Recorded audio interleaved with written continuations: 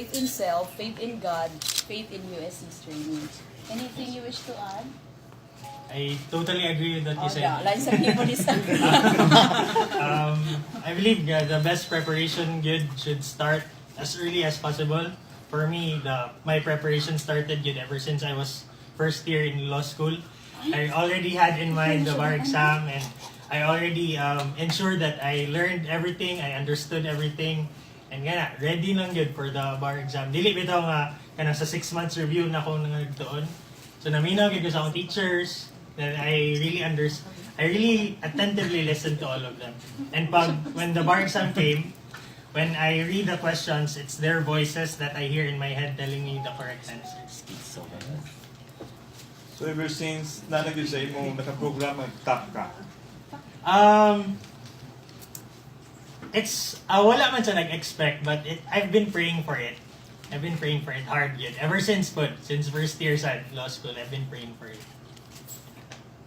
So where were you and what were you doing pag-announce the results?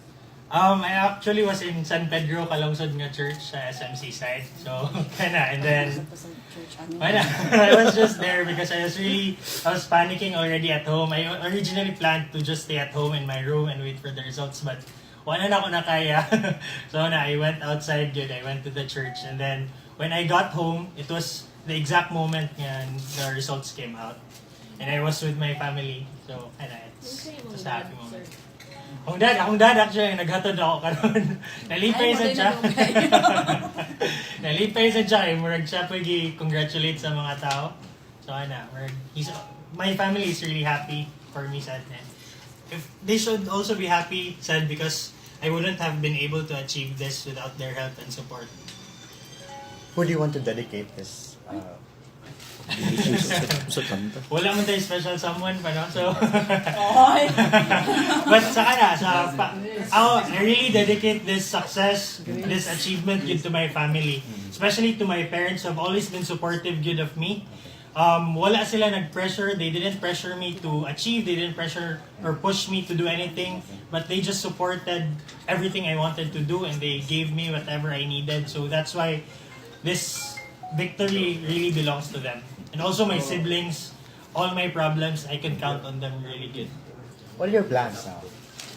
Plans? I actually haven't planned anything.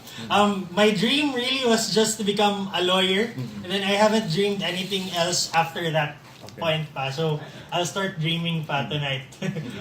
Is there any calls from law firms? Yeah, there have been quite a few earlier, but I'm still not thinking about it. I just want to enjoy this moment first. Celebrate lang. Yeah, celebrate lang sa with my family and relatives and friends. Attorney Badayas, where were you and what were you doing before the Church siya, tarungan to. Pero to be fair, I also went to the church this morning. That's the first thing I did. I went to Santo Tomas de Villanueva sa Pardo nga church. But then it was closed, man, so I had to go to their prayer room. Unfortunately, it was also very humid inside, so it's not helping my anxiety. So I went to Southtown Center in one of their coffee shops there. I was just trying to buy myself some time and peace. I was watching RuPaul's Drag Race while waiting for the result, and yeah, that's basically what I did. How did you plan for the exam? Plan for the review, the exam.